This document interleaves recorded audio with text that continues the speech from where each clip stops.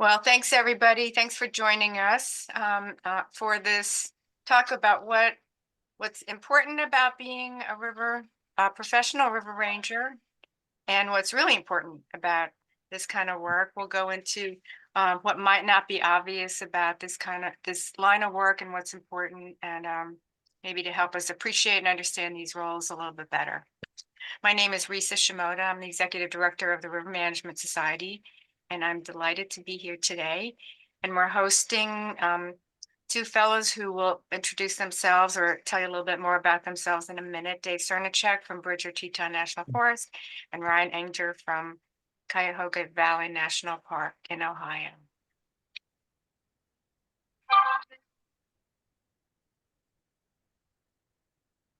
I gotta make sure I know how to actuate here. Oops. You might be able to just use your arrow. Maybe not.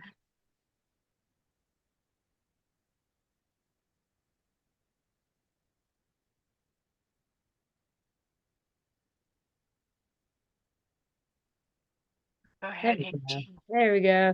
Hi, everyone. My name is Angie Furman. I'm the River Training Center Coordinator for River Management Society. And want to welcome you to today's River Management Roundtable. There's a lot of familiar faces out there, but for those who might not be as familiar, each month RMS hosts virtual conversations with river professionals. We pretty much welcome anyone, and we hold these monthly on the second Tuesday. Really, our goal is to facilitate an open forum and help support you all in your work in managing and working on rivers. So we're hoping to have some good dialogue today, and we'll have plenty of time for some questions and some sharing of your own. And just a couple notes, we are recording today's session. We will post it on our YouTube channel.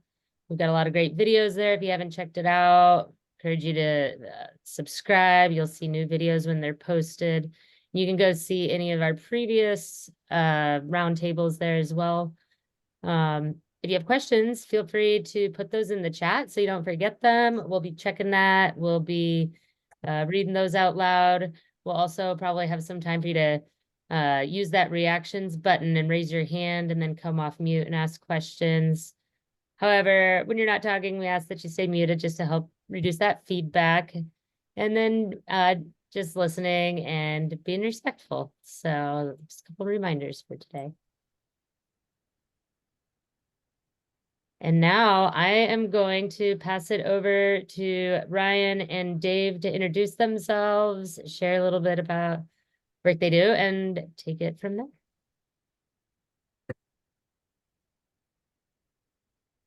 Thanks, Angie.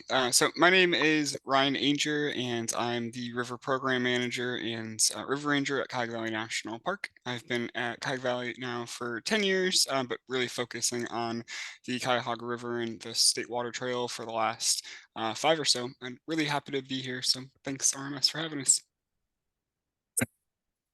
Hi, I'm David Cernicek. I have been the Snake River Program Manager for the Bridger-Teton National Forest out of Jackson Hole, Wyoming for 23 years. I've recently stepped away from that program because I've also been the Wild and Scenic Program Manager there as well. They broke up the two programs into two full-time positions a couple of years ago. So I've took the Wild and Scenic position because it doesn't have the madness factor of the Snake River Management Program, which is mainly managing 23 miles of river that gets 200,000 people down in about 2 months' time.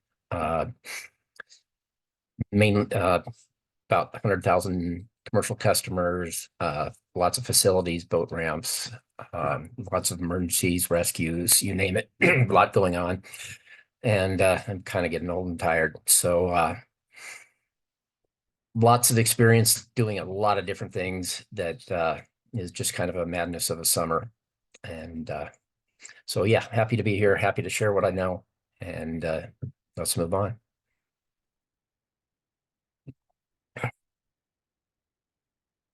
Next.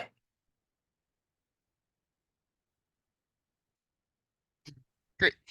So really the focus of our roundtable today, as Risa was introducing the topic, we've been talking a lot about the work river managers do, and that it's twofold. It's not just knowing the river and the technical abilities of getting yourself from launching to takeout, but it's also understanding your clientele and it's understanding your visitor basis.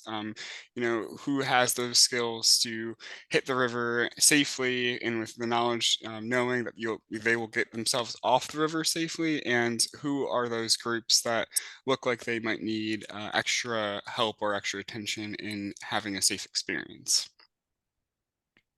Yeah. Ranger work is teamwork, whether it's fellow rangers, outfitters, guides, river nonprofits, NGOs, landowners, responder agencies, natural resource, wildlife, fish agencies, underserved groups, schools, and beyond. Some of the best rangers I've ever worked with didn't look the part. Some of the folks who've had the most rugged ranger features have turned out to be zeros. Never judge a book by its cover, but great rangers always look professional and command respect without saying a word. This crew in the picture was off duty, so nobody was tortured for having their hands in their pockets. One of my biggest no-nos. You can stand all day long with a trash bag in your hand doing nothing, and people will thank you, but sitting on the tailgate or of the truck or leaning against it with your hands in your pockets for a minute will get my phone ringing and will shower you with stink eye. A neat, clean, well-kept appearance will with a clean, stain-free uniform is super important. If you smell horrible like BO, an ashtray, or booze, or look like a homeless person, no one will want to work with you. If you're high maintenance, difficult for coworkers to work with, or condescending, talking trash behind people's back, nobody will want to work with you and you will not work out. Doesn't matter if you have more years in, have more experience, or once met somebody famous. We are all one team together and you're not special. You're not more special than any other team members, no matter what your mom told you. Be kind, respectful, and share your knowledge with others rather than hold it over them. Everyone loves to patrol on the water, even the boss. There is work that must be accomplished on the shore that before patrols can go out. Not everyone can go out all the time. I'm sorry. I'm sorry that's what you heard in the interview, but I never said that we just go boating all the time and that you would go on every patrol. Brian, you got any comments? Yeah, thanks, Dave. Yeah, I really just like the clear representative of management agency, and that goes kind of twofold to me. One, it's having your visitors and your clientele and your basis know which agency you're part of, but also having other agencies know, that your existence is out there and that you can coordinate with them. It's oftentimes our rivers run through multiple agencies, and it's really vital that we are making our presence known and, managing to a level that is fair to our, our co-managers and neighbors to make sure that we are building unity across that river in more ways than one. Yeah. What slide are we on?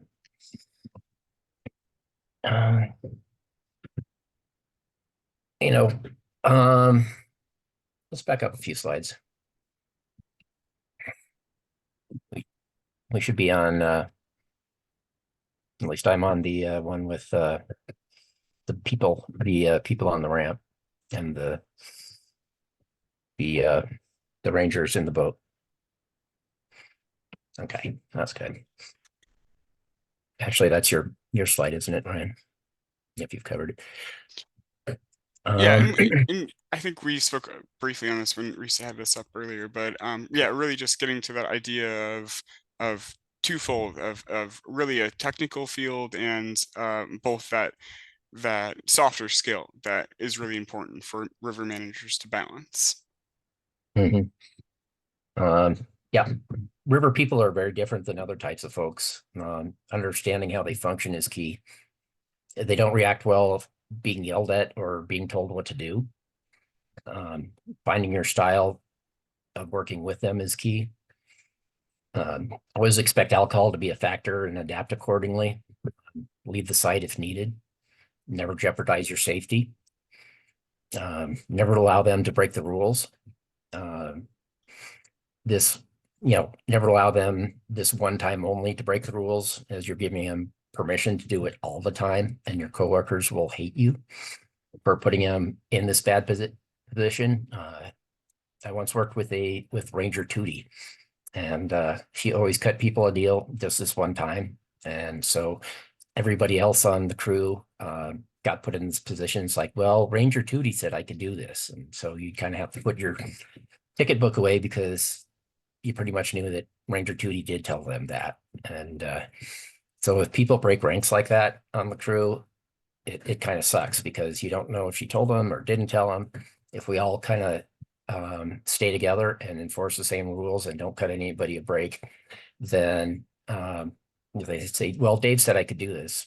You can go, no, I know Dave, and Dave would never tell you could do that. And so give me your driver's license because I'm really mad now because you lied to me. And so, yeah, if we all follow the same rules and tell people the same thing, it works a lot better. My tactic has always been the helpful friend tactic. I'm people's best friend, and I'm protecting him from the man, management, the man, the agency, or whatever. It's I need you to could you please help me? I need you to get your boat off the ramp and over here into the D rig area.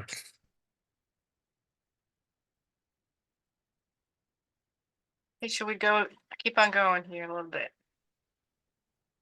Did we lose Dave? He might have frozen here on us. I think he did freeze. Yeah. We'll see if he hops back on. But we're on the skills to practice and develop, and really communicating and collaborating across your agencies and into your basis of visitation. So best practices for recreation, enforcing regulations and adapting new policies. And that really gets to the, your management side of things before you're even, into the patrols, right? So establishing and understanding your agency and your area of operations policies, but also knowing like what's upstream and downstream of you is really important too. We get back to the idea of these rivers running through multiple lands agencies and management partners. Speaking to the Cuyahoga River, which is really where a lot of my experience is going to come from today, we have over 10 land management agencies that all will have similar regulations to the national park section, 28 miles through our lands, but not quite the exact same regulations or same opportunities. So it's really important. And to Dave's comment of like some rangers letting things slide. Well, some agencies will let some things slide, and the national park is very strict on our enforcement of regulations. And when you have agencies or land management partners that can't enforce those regulations because of resource issues or lack of staff or attention on that section, I have visitors that have told me, well, I can do that upriver, why can't I do it here? And you have to be able to navigate that conversation without just saying, because I said so. That's never a good answer for our visitors. It's really getting at to the idea of explaining that the river is a shared resource and that there are different levels of protection across environments, whether you're in a state forest or a national forest or a national park or just a local park like some of our Cuyahoga management agencies manage. So and that that ties right into the authority of the resource, knowing your jurisdiction. We work on a river that is state water, but the land and the recreation is managed by the national park, and we don't always have jurisdiction to close the river, but we can do projects on the river to under certain compliances. So it just gets convoluted what you can and can't do, and really just that's where partnerships with outfitters, landowners, and special permittees, as well as understanding who your neighbors are, just really will serve you well to know. It allows you to build trust in your community, build trust in what you're doing for your agency, and it gets your name out there so that if there is an issue or something does come up, you can be pulled into that conversation, which is really important to be part of that, part of that table when things are going on upstream or downstream that might affect your section of management. And really getting back to what Dave was saying with, again, with that idea of some rangers letting things kind of slide while some, manage to different levels, but setting expectations early and often has just served me wonders when working with the public. Having good signage that sets an expectation of what the park management side of the house and the the folks out there protecting the resources, what they are looking for out of your experience. So that is, leave no trace policies, but also following the appropriate regulations and generally being respectful, but then also, letting the visitors know what they can expect out of their experience. In our section on the Cuyahoga, the river is a little bit more primitively managed, so you do encounter more woody debris. Sometimes we don't respond to trees that are partial blocking of the river because that provides good fish habitat, right? But other sections of the Cuyahoga are much calmer with much wider channels and different levels of different skill levels that can be accommodated in those areas. So just giving the visitors expectations of what they are going to experience while they're on the river is important too, just so that they come out of it with a positive mindset and thinking, wow, that was great, I want to do it again, or wow, I want to explore other parts of this river now. Hey, Ryan, Yeah. I have a question, both with you mentioned partnerships with outfitters and so on, and getting everyone to the table. How do you do that? Yeah, that's a great question, right? And that's a mixed bag of folks. Sometimes there's management conversations that take place with some of those stakeholders, but not quite all, and because it's not always appropriate to invite everybody in the room for policy setting decisions when it's, the land management agencies that are responsible. So under the Cuyahoga River water trail, which is a state designated water trail, we have a group of partners, and those are the management agencies that set policies for their respective areas. And also at the same time, we try to homogenize policies enough that people know that they're experiencing the Cuyahoga River no matter what section they're in, but also understand that some sections are managed differently based on the natural resource value or the designated visitor experience that's intended for that location. So it's a balancing of the partner side, and then we have probably 25, 30 plus stakeholders that are, businesses and partners and entities across all 100 miles of the Cuyahoga River. And they also get invited to the table. Those groups are, given updates, but also their input is really taken to heart and, again, trying to build that trust across the water trail. These are not two groups that are pitted towards each other or two opposing forces. These are just separate conversations that will sometimes need to take place, but ultimately there should be clear transparency across these two groups, and they should, focus as one in the idea of their goals and outcomes that they are looking for on the river. Yeah, but Thanks. that's a great question. Yeah, and so like tactically, do you meet occasionally? Do you Yeah. get together annually? Do you do we go out for beers? I mean, Yeah, yeah, no. absolutely. Yes, all of the above, right? We like to say all rivers, all water trails end at a brewery, right? That so the partners do meet. We try to meet quarterly, and then we do the same with the stakeholder groups too. So we'll try to hold partner meetings, and then typically like a couple weeks after a partner meeting, we'll have our stakeholder meeting with the partners and the stakeholders coming together to talk about the goals as the state water trail for the year, and any other issues that are occurring, like river closures, construction, new access, changes to the water trail map, updates to the website, really like getting into the weeds of the logistics, but also keeping it high level so that we can grow our new water trail. This has only been designated in 2019, so there's still quite a lot of work to be done to make sure that we can be sustainable. And then we get out into the field and we meet each other at the river, and we meet each other in those settings that are both for the public, and we're working kind of get done behind the scenes. And I think a really good example of that is on World Water Day for the last maybe 4 years. I think almost every year since we've been a water trail.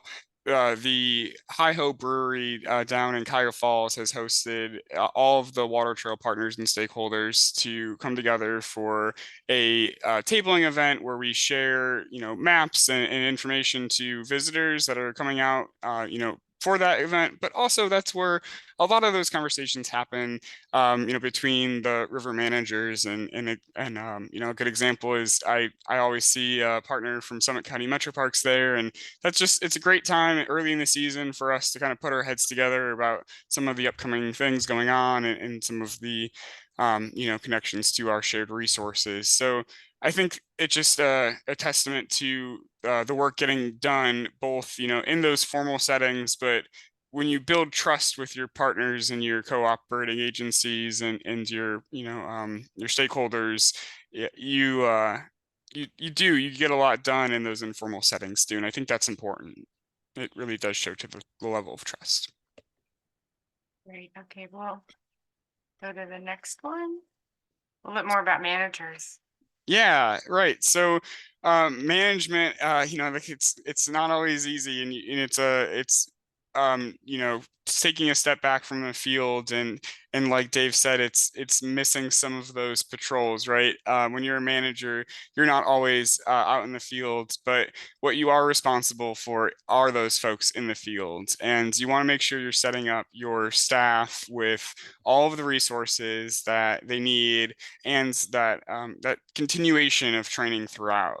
So what does it take to be a good ranger, a good river ranger? Like, well, we've been saying, obviously the technical skill, and we'll talk about that, and the operational side, but also just knowing your resource and knowing your park. Am I out there in uniform getting questions only about the river? No, I'm getting questions about the park across the board, whether it's land or water. So you really just need to know your agency and your site through and through, so you can just speak to everything that's out there. And in order to do that, you're kind of turning a fire hose on your seasonal employees that might be new to your site, or from out of town, and have no concept of what's going on. So at Cuyahoga Valley, we have a really systematic seasonal training that covers a wide variety of topics, whether you're going to be, working with me on the river, or in congested areas of the park, or if you're going to be working in a visitor center. These are all, information that is important to know. And then in getting to that preseason and pre-planning with partner agencies as well, that those sometimes aren't your staff, but it's still folks that you might be responsible for their safety and well-being, even if it's just because your partners are operating on some of your lands. So for us, it's one thing we do every year is try to get together with the local fire departments and other contingency resources that we respond to rescues with. We'll go out to those areas that we know that we have emergency access to the river, and we go out to those areas where we know that we've had issues in the past, whether it's fatalities that occur in the same area or same stretch, or if it's a river feature that we know has issues, or if it's a construction project that we just want to get everybody to have eyes on so that they know the impacts to the recreation there. Those conversations and transparency is important across those partners, because again, rarely does a trip just occur in one land's management area of Cuyahoga Valley. They're often between partners. And assembling a management team based on personal assets, and this is one that is like very near and dear to my heart, and I will beam with pride when I speak on it. At Cuyahoga Valley, we have a group called our River Operations and Restoration Team, ROAR, as we like to identify our acronym. And this is new. This is something that we've really recently put together in the last, I would say, 8 years or so. So new to the park's history and to the management of our river. The idea of our river operations and restoration team is to kind of cherry pick those folks and other divisions across the park that have positions or have projects that are related to our river. So it's a dynamic list. There are people that are added to it. If they have work coming up that's related to the river, we'll pull them into our team and to make sure that when we make these decisions on policies, on access, on new programs, that everybody on our, and I'm speaking just to Cuyahoga Valley, but everybody on our our team of management staff for our 28 miles of Cuyahoga River are pulled into that conversation so that they can speak to what's important for their work. Our biologists and our ecologists and resource staff can come out to a river and look at a strainer and tell us all of the wonderful things that it does for our fish habitat, and our arborist from our maintenance division will come out with us as well to tell us what work he can do to safely remove a strainer. And then myself and a law enforcement ranger who patrols the river with me will go out and we'll look at the main flow and what it does for recreation. And those decisions come together to ultimately determine the best practice for the river. And so it's something that we've done for years now with really any project that is going to be within the floodplain or impact the river. Is all of these groups from representatives from each division in our park will come together to make sure that the decisions going forward will be what is best for the river recreation for each of those components. So knowing who you can turn to, even if you don't have a team that you've set up, but knowing who you can turn to for those issues or for those conversations is very important. And building that, again, I know I keep saying it, but building that trust between your own staff and being able to turn to someone in maintenance and say, hey, we've got this issue, and I want to know how to best to handle it for the future, and just working on those conversations, I think is something that is really important. Well, welcome back, Dave. Thank you. Yeah. We've all had connectivity things in our life. So maybe you could talk about this next. We have a couple more slides. This one on the, or one of you guys, we're sort of off a little bit. Yeah, no worries. I can start, Dave, unless you're Okay. ready to go. I didn't know if you needed a second to get your bearings on which slide we were on. I'm completely lost. Okay, no worries. We're on the ensuring a climate of safety and skills, Okay. which to me, this one really gets to the operational side of the house, and of course the fun side, right? We talked about the management side and all of the implications that being a good river manager has, but we all know it is still fun to get into the field and get into the thick of things. But it's doing so safely and doing so to your agency's standard and to what your agency's expectations are, and not going beyond that, because beyond that can be a very big safety risk. But it's also, you know, some of the behind the scenes work, which I also find very fun, like setting up a gear cache, which is something that Cuyahoga Valley is still working on. You know, or what does our ideal boathouse look like? Yeah, and I think we can really dive into whatever anybody is interested here, and I'll let Dave jump to anything that, you know, catches his fancy on this slide. But again, yeah, I think this is where a lot of that, you know, that kind of field level aspects come into play. Yeah, we do a lot of business on the Snake. Big things for us is you know, pre-planning it makes for a much better world. Things that we do is you know, meeting with your other responding agencies before the season and working with them is really key. I have folks come in from the other responding agencies to do trainings all the time with my ranger crew. We have a lot of turnover on the Snake, so you know, having somebody come in to talk about multi-casualty incidents is really good. Having the other agencies come in and talk about what they need from us when they arrive. You know, we you know, clearing a boat ramp slot for the jet boat to come in and, you know, having everything there. We have a lot of folks that come in private vehicles. It's like, okay, when you guys come rolling in, at least, you know, if you're going to leave your car in a horrible place, leave the keys in it and we will go park it for you. So the boat ramps can continue to operate. Sometimes we shut we shut the ramps down when it's really low water and the jet boat needs to be on plane and has to operate at a really high speed. We want the boats to be on the side of the river because they can't really do the slalom around all the private boats, you know, all the rafts. We need them to be on the side of the river. Having all that coordinated and choreographed before the incident happens is really good. We have a lot of evacuation routes trails that we put in. We actually have 8 AEDs and backboards stashed below our problem points where we've had people die. And so we can get people in and out really easy. We did, you know, we have a Google Maps layer of where all these different things are, our sneak routes into the river, the evac routes, where people can, you know, where everything is. A lot of our responders don't know where things are. When things get called into dispatch, it's either by rapid or by mile marker, depending if you're a cop or a river user. We have all that on that layer.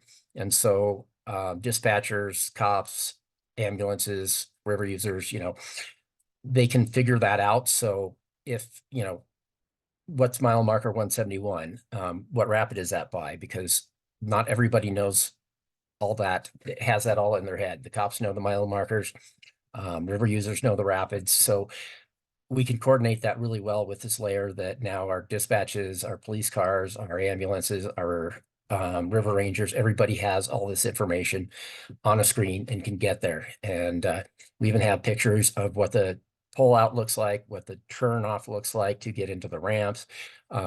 Everybody can find everything now.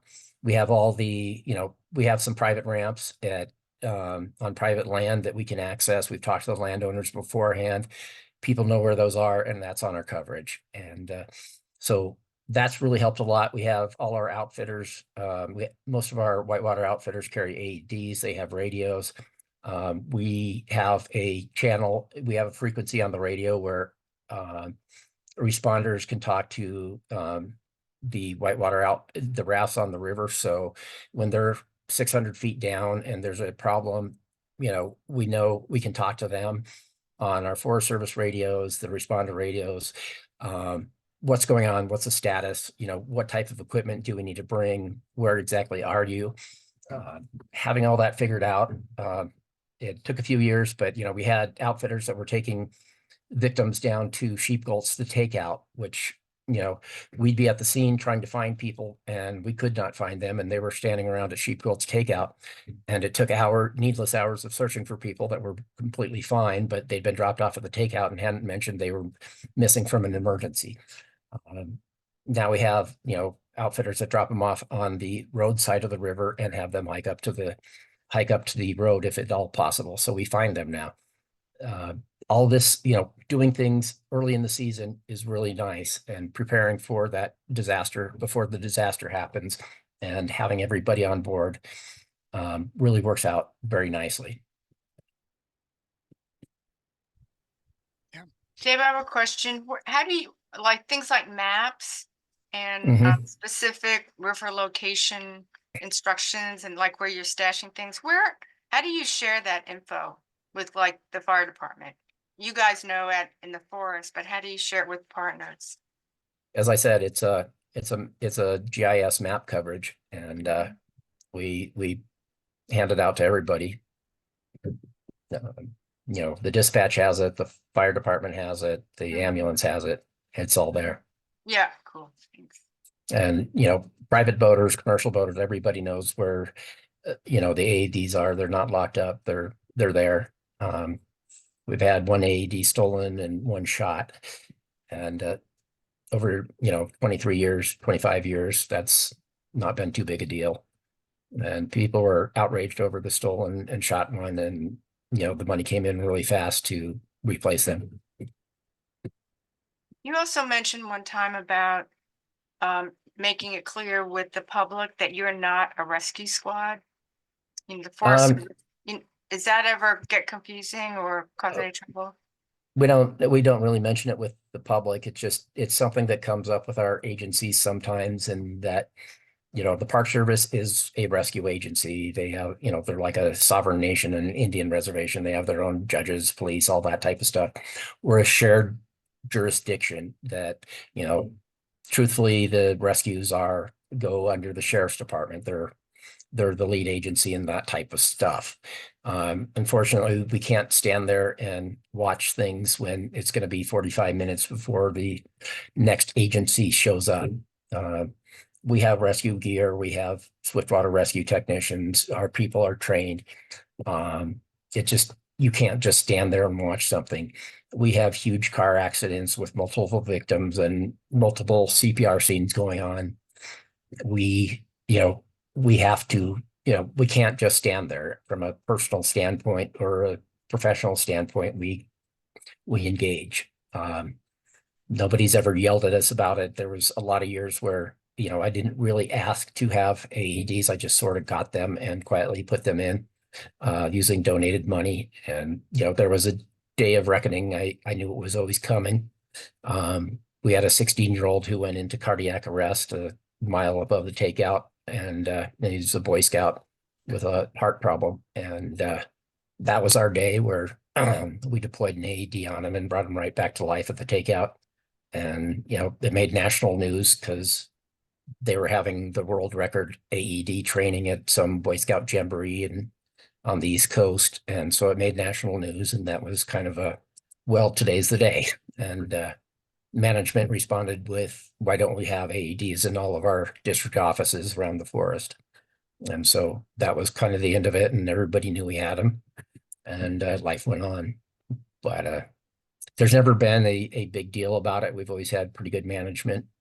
But yeah, it's something that's always out there. We've had people a few times going, why are we doing this? But it's never gone too far.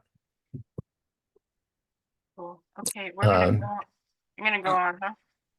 Actually, Risa, can I talk on that last slide Yeah, real quick? sure. Thanks. Yeah, so one thing that I would just want to add into Dave's point, the Park Service, we do respond as a responding agency, and Cuyahoga Valley hasn't been set up for that until really, recently, where we've really dived into what we refer to as PSAR, preventative search and rescue, and outright search and rescue. So, it just that being said, even if your agency is not a responding agency, getting that personal safety side, understanding swiftwater emergencies and taking courses through ACA or partnering with going through National Park Service courses. Oftentimes Park Service will invite responding agencies that are also in that resource to these trainings. So it's not just Park Service staff. I actually just got out of a week-long basic technical rescue course for the east of the Mississippi for the Park Service just Sunday. This just ended Sunday, so I'm coming back from that in the eclipse. But it's been great fun, right? Getting to play in the field and learn new rescue techniques and setting anchors, things like that. But even if I wasn't a responding agency, these are skills that are important to know if you're out in the field. Like Dave said, if you are out and see someone in trouble, it's going to be hard to not want to assist, even at basic levels. But also too, if you are out in the field, if you're with your biologist on a John boat and you're doing surveys, and what happens if you pin that boat? Knowing how to self-rescue or at least get yourself to safety and recover enough gear to communicate back that you need more assistance is vital to the work we do, and that personal safety is really near and dear to me. So I just encourage anybody to do more, to take courses and learn more, and keep yourself safe in all things outdoor skill related, because water is just another really technical component to just being in the outdoors, which is already a skill that is quite intense to know sometimes. So 95% of our rescues are probably or more are accomplished by our commercial guides. While they're out there, we never hear of most of them, and totally appreciate that. And we do consider our guides as, our first line of defense. We actually try very hard to appreciate them. We also, usually each year we have a, big multi-casualty scenario where we have our responding agencies and our guides all participate. And it's a very productive thing to do because it gives the guides and our responders a chance to get to know each other and understand each other. And, usually have some money to buy pizzas and drinks and that type of stuff. And it's really nice just because they get to understand each other and get to talk to each other. And we get to talk about what guides need to do and what the responders need them to do. And it's really nice. The responders get a chance to get out on the boats and ride with them and stuff like that. And guides are usually really good about, I've pulled over, bands of guides on their way home on the river, on the highway, and put them into service. And they're always excellent about doing that. Or if a couple boats are pulled over helping somebody that's crashed and burned, other guides will jump out and take their people down the rest of the way to finish a trip. They're excellent about doing that and being very selfless and helpful. And it's a really good setup. And, those types of things are really important. Going to the response, like volunteer SAR meetings and finding money to buy them equipment every year, get them a few dry suits or new life jackets. Those types of things really are productive in having a good relationship and not having, controversy with, their county commissioners, that type of thing. Those are all really good things to do just to have that bond and positive stuff going on, where it's not like the ugliness that was going on when I came here first. But including everybody in things, putting out press releases after something happens is really good. I frequently do that to appreciate those agencies, and people like their name in the paper. I also tend to do that with a big religion in Utah that comes up and crashes and burns because they don't do things very well, and they rent boats and really put kids in jeopardy. I get a few of those press releases or articles in the paper and send them down to those folks and their Boy Scout people to try and ebb the flow of them coming up here and not having the right skills. and equipment and clothing to have success on the river, and that helps me out a lot. Yeah, I have a quick story at Risa, if you don't mind. But Dave, to your point, our river, and I'm so grateful that Dave, you're here, because we do have such opposing management, and I think that's just another testament to how specific river management to agencies and to sites are. But of course, the Cuyahoga, and especially in the 28 miles that run through the national park, we don't have any guide services or actually any seaways permits currently allowed. It's something that we're expanding and working on. But right now, there's again, new water trail. We've really closed the floodgates to opening seaways just while we establish visitor capacities and things like that. So the majority of, all of our boaters are private boaters, or occasionally, renting and borrowing boats from outside the park and bringing them in. And that means that when they run into issues, there aren't, those agents, those guide services to rescue. I was telling Risa and Angie before this call started that we already had our first rescue on the river in March this year. It's getting earlier and earlier each season. I was fortunate that we were just on a patrol, my partner and I, on the river, and it happens, a couple hundred yards downstream of us. But just getting to that, to Dave's comment just a second ago of clothing, these paddlers were in an inflatable tandem kayak, minimal experience. In March, water temperature was about 55 degrees, air temperature was about 60, 65, and they were wearing cotton hoodies and jeans, right? And everybody that is, as a paddler is probably just cringing right now thinking of that. But, I think that just gets back to that idea of preventing a search and rescue and getting your river safety messages out there in as many ways as you can. Like, there's never enough. I feel like there's never enough ways that I can tell people to wear a life jacket and to paddle when it's warm, whether it's online or at signage or in person or with paper. But just getting that message out there is just so vital for the operation and safety of your staff and of everybody out there. So Press is your friend. You can, you can use them to set your expectations on anything. Hey, the water's up, the water's cold, the weather's bad. Dress for the temperature of the water, not the 70 or 80-degree weather we're having right now. The water's in the 40s. Dress appropriately. Those are great things to do. Or when you're going to have the killer packed weekend, the 4th of July, set those expectations. Hey, it's going to be a miserable, crowded mess unless you want to go use these sections of river, or you want to come late, later in the evening or whatever. That works. That helps. Set those expectations for, if you're going to come, expect a lot of people. People know what they're getting into, and so they're not as mad, or they displace themselves. That stuff really helps. The media can be your friend. yeah, absolutely. And even like again, like a early story in the season, like we've done it in the past with the water trail partners, and just like airing a story, paddle season's coming up, like get ready in May, like being intentional about how you are advertising and how you're encouraging it. And we try to start the season with some good solid safety messages just to get people in the right mindset.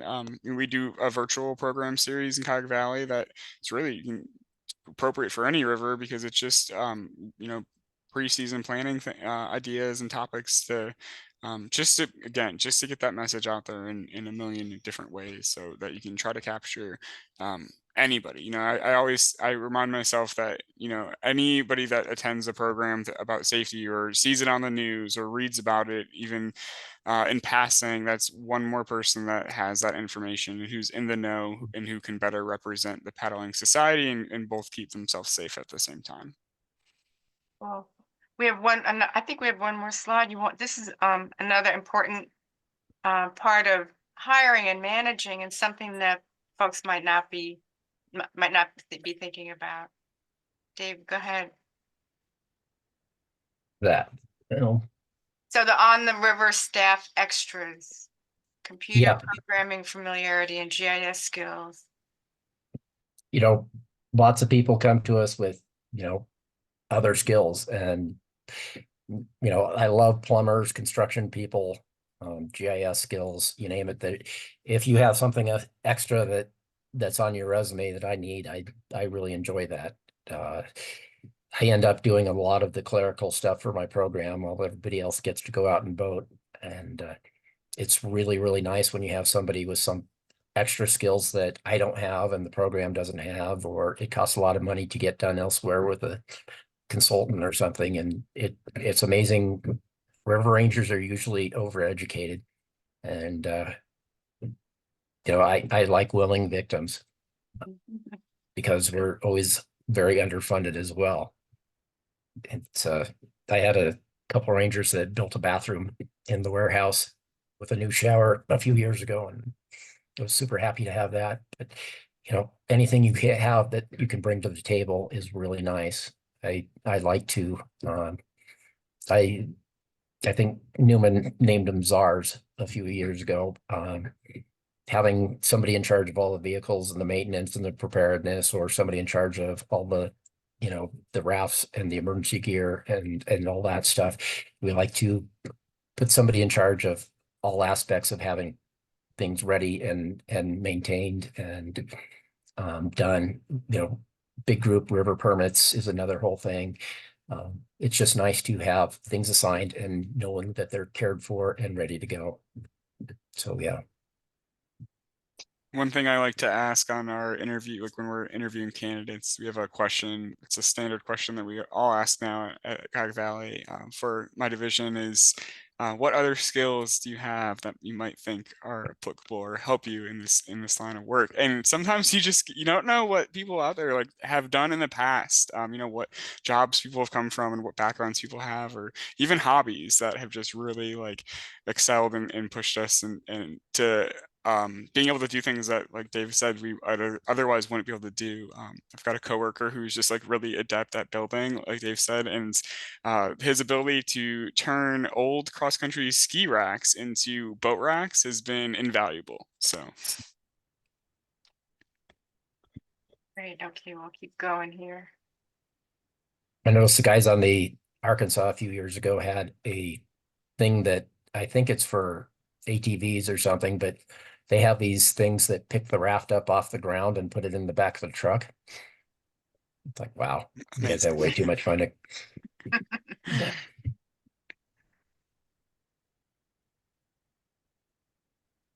If anyone has any questions, please put them in the chat or raise your hand. You've got a couple of experts here.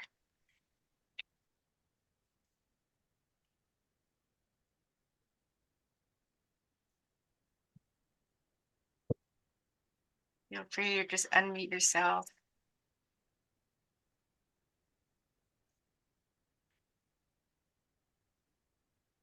Yeah, this is Nancy from Minnesota. Just wondering if you would have some sample press releases to share. I feel like I recycle mine, but maybe there's some other ideas out there that make it a little more exciting. Spring safety message, press release.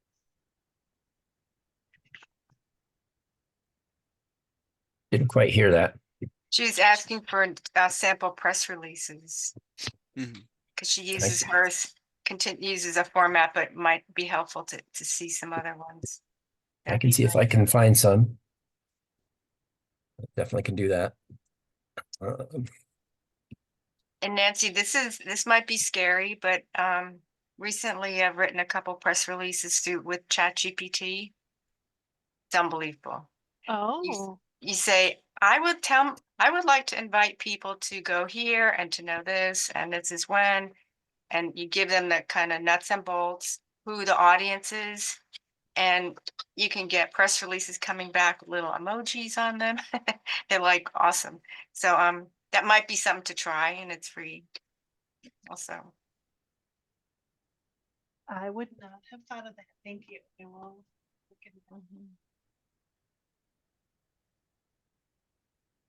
I think I'm trying to think how we attach those patches on the PFDs. We did have we did have Ranger in yellow put on the front pockets. It was, I think, iron-on type plastic letters in yellow across the front pockets. And that came out really well. And it was John Newman who had all that done. They came out really well. To be more official on the river, it helps, Dave. Yeah. Mhm. And Yeah, it does, and it's sometimes hard to like really identify yourself when you're in a boat, like a low in the kayak, in a kayak and a boat, and you got a PFD on that is very similar to a lot of other styles. We run Astrals too, and it's just like you see a lot of Astrals, whether you're a rescuer or if you're whitewater, and so we're always trying to like I wear a lot of high vis if I can, just because that's like a little bit more atypical of what you'd see if if I'm not in a green and gray uniform, but making sure like our hats are identifiable. So that helps a lot, because when you just paddle up on someone and say like, hey, how's it going, and you introduce yourself, it's being with the agency, it just helps to look the part. I think that's really important, and getting back to Dave's comments earlier about professionalism, it's a really important part of that. We always have something for, we try and stay with all official uniform parts, just because it is so important. A lot of river crews try and make their own uniforms because official ones aren't cool enough. But we do some of our own on-river gear, and always try and have a agency patch of some sort or decal on our left shoulder at all times. And our rafts are always very well marked. We wear helmets that have the agency logo on the forehead. And but yeah, never try not to deviate from agency stuff. We do it with our green shorts, because our agency green shorts are not very flattering to women. And but we pick out ones that are all, we all wear the same green shorts, and they're very similar to Forest Service, but they're not as brutal to women's bodies. But we do adjust. Our agency doesn't do very well with river gear, and so we have our own stuff made. One of my dreams is trying to get everybody to go, all agencies, to have custom life jackets. It's really hard. They want to like get 1,000. You need to order like 1,000 to get a specific special jacket made. I'd love it if we could get, all agencies to go in on the same jacket and get one specially made for river rangers. I don't know if we could all agree on that, but that's sort of what it takes to get a specialty unit made. And I think we could figure that out. But that'd be worth it. I'm reading Patrick's comment. Years ago, I got my butt chewed for stitching a BLM patch on my NRS Universal Rescue Vest. It negates the warranty, so that's not good. yeah, how you attach them is a big deal. Years ago, I got a Ranger stitched to the live bait belt on a Stolquist jacket. That turned out really well, but I'm sure that was a big no-no as well. But it worked out really well because it was very visible. But yeah, anytime you do anything to a life jacket, you negate the warranty, I'm pretty sure. But Yeah, Forest Service patches, I think you can iron on as well, or use hardcore Velcro. we can maybe find out what can be done that stops short of messing up the warranty. We could ask a little bit about that. Also, Lily asked about an outline for training. Is there such a thing that we could send her or provide to compare against her own training? I could probably find something. I have Yeah. some templates as well. So Cool. Yes. Okay. Well, we're closing out the hour. Let's see. We saw this. We have the YouTube channel, and Angie put up the links for that. We have, let's see, we have a couple of sessions coming up on the Yeah, I 17th. Go ahead. put some Go ahead. links in the chat to a bunch of different things that we've got coming up. So I encourage you to check those out. And then we have a survey we'd love for you to take before you finish your day. Just give it takes just a few questions. Takes a minute. Will help us be better in the future and maybe come up with other good programs. So with that, we'll say goodbye and thank you. If you have any questions, we could stay for a second. We haven't been a super questionable questioning group, but don't be a stranger. Be in touch anytime. Thank you, Dave and Ryan, so much for jumping into this after spending the day dealing with thousands of eclipse watchers. Thanks for having us. My pleasure. Thanks. Sorry to leave you on your own, Ryan. Oh, no worries.